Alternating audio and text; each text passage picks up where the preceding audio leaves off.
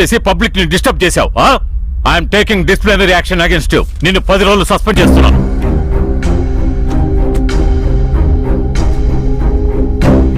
దీని మీద ఒట్టేసి వాళ్ళు తప్పించుకోవడానికి మీకు సంబంధం లేదని చెప్పండి.